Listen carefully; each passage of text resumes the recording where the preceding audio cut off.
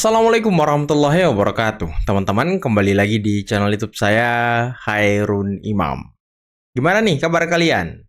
Semoga kita semua selalu diberi kesehatan, kemudahan, dan juga limpahan rezeki dari Yang Maha Kuasa, teman-teman ya. Nah, di video kali ini kita akan melihat sebuah tayangan yang sangat lucu, menggemaskan, tapi juga menghibur, teman-teman. Mungkin kalian masih ingat ketika Roy Suryo, salah satu tersangka klaster kedua ini masih menjabat sebagai Menpora, dia kan pernah bernyanyi lagu Indonesia Raya di dalam sebuah stadion. Tapi salah, teman-teman. Nah, ternyata kesalahan Roy Suryo ini juga diikuti oleh para pendukungnya, yang ketika mereka bernyanyi lagu Indonesia Raya juga salah dan keliru. Padahal mereka ini selalu mengaku paling Pancasila, paling negarawan, paling mau menyelamatkan bangsa kita, paling mencintai Indonesia. Tapi kok lagu Indonesia Raya aja salah gitu? Aduh, gimana ini? Nah, selain itu teman-teman, saya juga punya tayangan. Ini ada sebuah peramal yang konon katanya meramal seseorang di tahun 2026 ini akan meninggal di dalam penjara. Waduh. Apakah ini orang yang selama ini kita bicarakan, teman-teman? Apakah ini tanda-tanda bahwa orang yang akan masuk bui tahun ini akan meninggal di penjara? Nanti kita simak videonya. Karena terakhir, ini ada beberapa video mengenai update terbaru terkait dengan kasus ijazah Pak Jokowi yang tentunya tidak kalah menghiburnya. Tapi sebelum kita mulai, jangan lupa like, subscribe, dan share. Dan tanpa perlu berlama-lama lagi, mari kita mulai videonya berikut ini. Indonesia tanah airku, tanah tumpah darahku. Di sanalah aku berdiri, jadi pandu ibuku. Indonesia kebangsaanku, bangsa dan tanah airku. Marilah kita berseru, Indonesia bersatu. Hiduplah tanahku, hiduplah negeriku, bangsaku, rakyatku semuanya. Bangunlah jiwanya, bangunlah badannya untuk Indonesia Raya. Indonesia Raya, merdeka, merdeka, tanahku, negeriku yang ku cinta. Indonesia Raya, merdeka, merdeka, hiduplah Indonesia Raya. Terima kasih. Belum dong, sekali lagi dong. Yang ku cinta. Indonesia Raya, merdeka, merdeka, salah, hiduplah Indonesia Raya. Terima kasih. Konyol ini. Di dalam sebuah jeruji di penjara, katakanlah ini bisa aku bilang kalau di penerawanganku narapidana, bikin kaget karena meninggal dunia. Hah? Meninggal di dalam penjara 2026. Cukup terkenal, siapa ya? Waduh, siapa ini? Kalau nggak meleset di 2026, cukup terkenal. Di dalam penjara dia. Iya, narapidana. Jadi meninggalnya cerita di dalam penjara. Meninggalnya dalam penjara karena bikin kaget. Itu bikin kaget. Bikin kaget. Laki-laki. Laki-laki. Laki-laki. Habis, oke. Disclaimer dulu. Jadi ternyata foto yang diunggah teman-teman Kagama itu sebagai Tifa, disclaimer dulu, sebagai Tifa ternyata berbeda 180 derajat dengan Tifa yang kita kenal selama ini. Profil-profilnya yang sudah beredar luas di masyarakat selama ini. Berbeda. Akan saya tampilkan videonya. Disclaimer dulu, apakah foto perempuan berhijab merah yang beredar di internal Kagama ini apakah benar-benar foto asli Tifa yang dulu konon pernah kuliah di Fakultas Kedokteran UGM? Dalam tanda tanya. Beda Kok ya? sepertinya sangat jauh dari profil foto Tifa yang selama ini beredar dan sudah dikenal. Terlihat sosok ini tanpa kacamata, alis tipis, mata sipit, kulit agak gelap. Nah, beda kan sama yang tadi kan? Beda kan? Iya nggak, teman-teman? Bandingkan dengan profil Tifa yang selama ini beredar dan sudah dikenal. Pakai kacamata, alis tebal, dan kulit relatif cerah. Apakah dua foto tadi berasal dari individu yang sama? Dalam tanda tanya. Kalau saya pribadi mengamati dua foto tadi, itu adalah sosok yang berbeda. Iya, beda ya kalau Di kita mana lihat. foto pertama tadi yang berhijab merah dikatakan oleh teman-teman keagama bahwa itu adalah foto Tifa. Foto Tifa yang notabene adalah kawan mereka yang pernah kuliah di Fakultas Kedokteran UGM. Sangat jauh dengan foto yang kedua yang pakai kacamata yang terlihat putih, alisnya tebal, sedangkan yang berhijab merah tadi alisnya tipis, berkulit gelap, tidak pakai kacamata. Sangat kontras sekali. Nah, ini juga orang bisa menanyakan, apakah benar Tifa yang beredar selama ini, yang dikenal publik selama ini adalah Tifa yang asli? Kita gelar esket nih, kayak begini biasanya. Ada lembar 2 di kiri sama di kanan ya, lalu lembar. Kemudian foto ada di cap stempel seperti Kok ditutup fotonya ya? ini ya. Kalau di kedokteran nggak pakai materai, jadi seperti ini. Kok ditutup fotonya ya? Tulisan namanya itu indah sekali, pakai tulisan indah ya. Kemudian ada slip. Cuman yang menjadi persoalan, apakah apa yang dilakukan dan nanti hasilnya itu tidak menguntungkan Roy Suryo, apakah dia bisa terima? Dan saya yakin tidak. Karena siapapun, kelompok manapun, instansi apapun, sudah kita lihat itu, ketika tidak menguntungkan Roy Suryo, itu pasti dia akan melihat bahwa itu bukan bagian yang memang perlu untuk dia setujui. Betul. Misalnya kayak tadi disampaikan, yang meraba halu, padahal itu yang meraba pengacaranya Bang Egy Sujana, yang bagian dari 8 orang tersangka itu yang berada di dalam juga. Nggak Nah, mungkin karena itu kenapa? dianggap tidak menguntungkan Roy Suryo, makanya dianggap halu. Padahal itu bagian dari timnya juga itu. Gini loh ya. Bukan pengacara, bukan Ijazah pengacara Roy itu Suryo, dalam ya. plastik Tapi bisa-bisanya pengacara tangannya Egy meraba Sujana. masuk itu kan halu. Ya, jadi maksud Itu kan saya, nggak mungkin, Mas. poinnya Nggak adalah masuk akal. apapun yang disampaikan oleh Iya. semua pihak yang tidak menguntungkan Roy Suryo, itu pasti akan dibantah. Termasuk juga ketika diajukan BRIN dan lain sebagainya, apakah hasilnya nanti kalau memang itu juga tidak menguntungkan Roy Suryo akan diterima? Saya rasa tidak juga, Nggak karena juga. memang Karena jelas niatnya bohong itu nanti kalau nggak. bukan lagi mencari kebenaran Harus tuh, palsu. Mbak, tapi bagaimana membangun opini-opini publik. Jadi kalau ditanya siapa yang cari panggung, ya Roy Suryo dan kawan-kawan. Pindah-pindah itu tempatnya cari panggung itu. Saya nggak Dan menurut usah saya cari sah-sah saja panggung. sih. Silakan saja. Panggung mau udah cari ada panggung. sendiri. Inilah.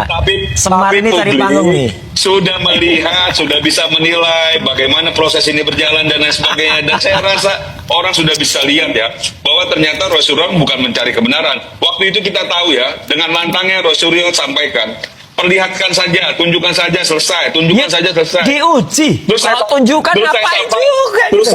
Terus saya sampaikan, kalau ditunjukkan, saya bilang tidak akan menyelesaikan persoalan. Betul kan, tidak menyelesaikan persoalan. Saya sudah Ketika ngomong dari awal juga. nggak selesai juga. Nggak Pasti mungkin minta cuma ditunjukkan. dilakukan lagi, uji. Setelah diuji nanti BRIN. Iya. BRIN nanti nggak menguntungkan lagi. Dia nggak percaya lagi. Dianggap bahwa ini bagian juga dari konspirasi dan lain sebagainya.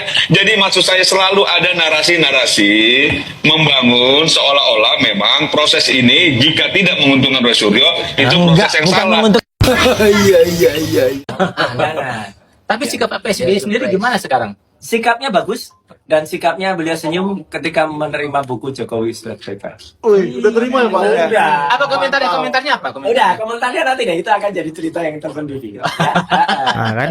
Termasuk yang sekarang disomasi ya oleh partai tersebut. Jadi sekali lagi dukungan saya kepada partai tersebut itu untuk membuktikan bahwa memang saya sudah tidak ada lagi hubungan dengan partai tersebut secara garis perintah, tapi secara hormat, secara habluminanas ya, saya tetap berhubungan baik dengan semua yang ada di situ karena saya tipe orang yang bukan berkhianat terhadap partai yang pernah kami sama-sama saling membesarkan. Dan saya dukung terus ya Badan Hukum dan Pengamanan partai itu untuk terus melakukan tidak Partai hanya apa? somasi tapi juga menuntut kepada para termul ya, para orang-orang terutama para anggota ceboker Nusantara yang memang tugasnya adalah mencebok-cebok ya, termasuk mereka yang sekarang barusan ini kumpul juga. Bang, jangan nyindir sana sini gitu kan. Bang, netral aja. Nih buat teman-teman semua. Saya jujur aja, saya nggak bisa netral karena saya pendukung IKN. Jadi nggak bisa netral kalau tentang IKN. Ya, jadi saya akan bela IKN. Beberapa hari Ajar, terakhir bro. ini, IKN ini benar-benar lagi, kalau bisa dikatakan IKN memberikan bukti gitu.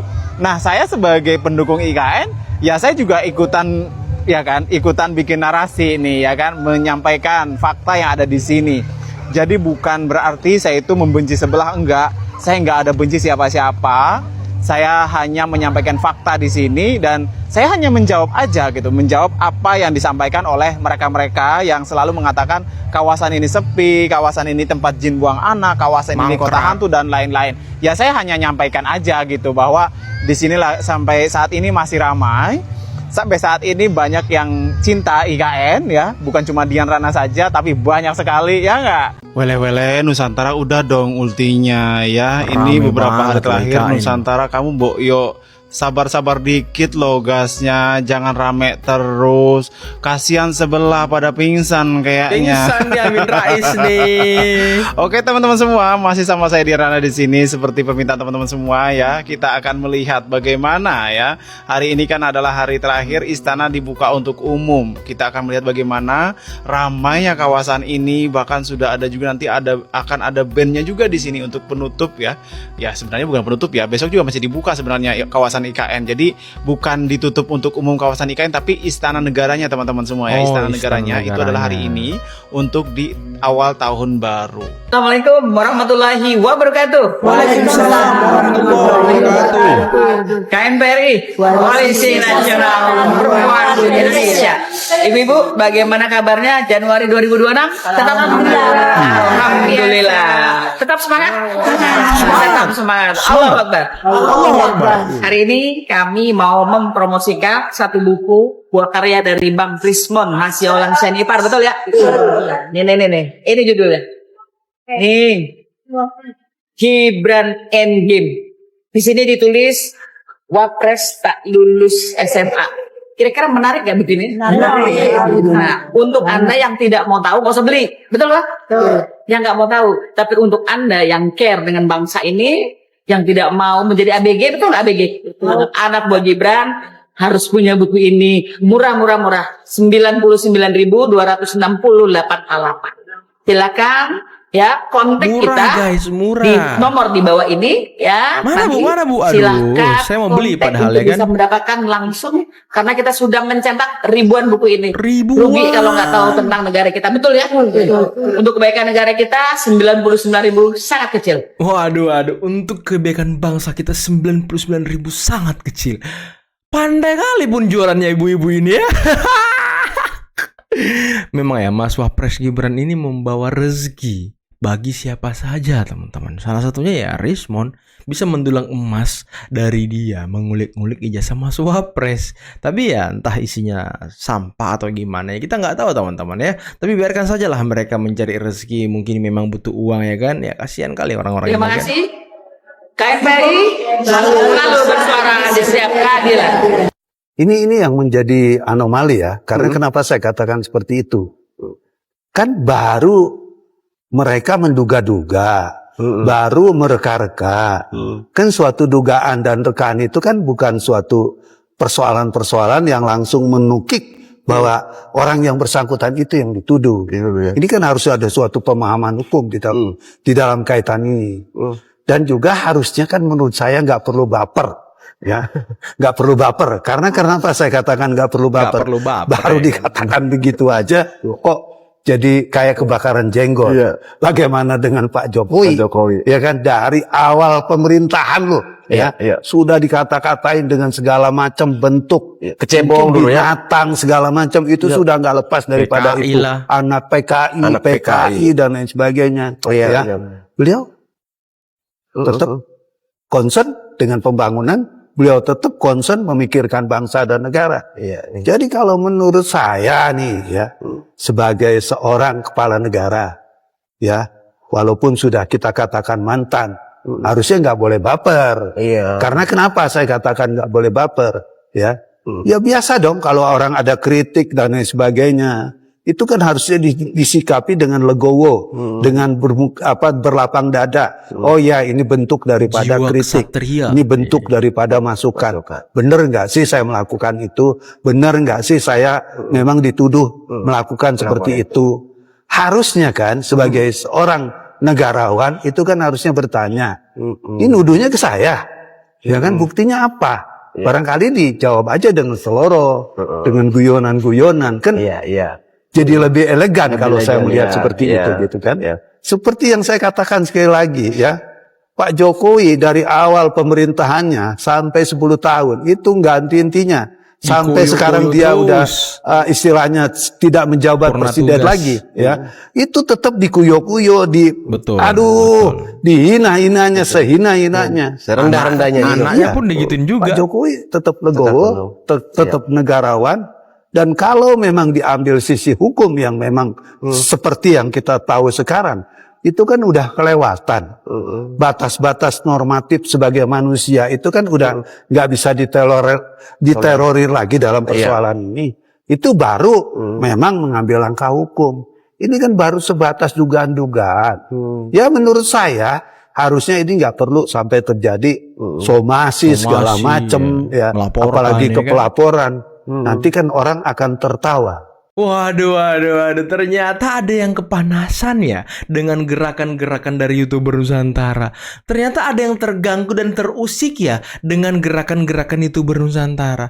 Karena sepertinya YouTuber Nusantara ini menjadi tembok tebal bagi gerombolan pembenci yang ingin menyerang Pak Jokowi. Karena YouTuber Nusantara selalu menjadi garda terdepan, menghalau, menghantam para pembenci Pak Jokowi yang selalu menebarkan kebencian, fitnah, dan ya mungkin berita-berita yang gak benar gitu ya kan. Aduh, kasihan banget orang-orang ini. Ternyata ya kalau saya menganalisis, tujuan mereka ingin mendowngrade bukan hanya Pak Jokowi, tapi YouTuber Nusantara dulu nih yang mau mereka downgrade.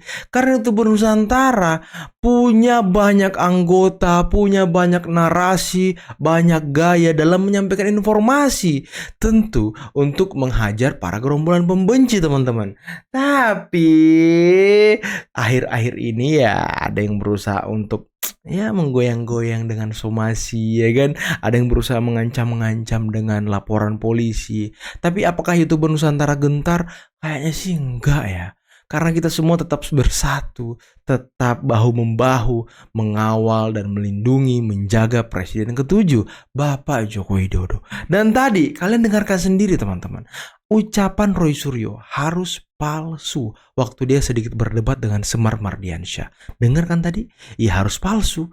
Harus palsu. Berarti apapun uji lab, uji apapun itu yang dilakukan terhadap ijazah Pak Jokowi, mau nanti independen, mau nanti luar negeri, mau nanti luar angkasa, mau nanti jin buang anak, mau nanti hantu-hantu blau yang menguji, kalau itu belum dianggap palsu, belum dinyatakan palsu, mereka tidak akan menerima kenyataan itu, teman-teman. Karena apa? Mereka ini, Roy Suryo ini merasa bahwa penelitiannya lah yang paling benar. Padahal penelitiannya nggak ada artinya sama sekali, teman-teman.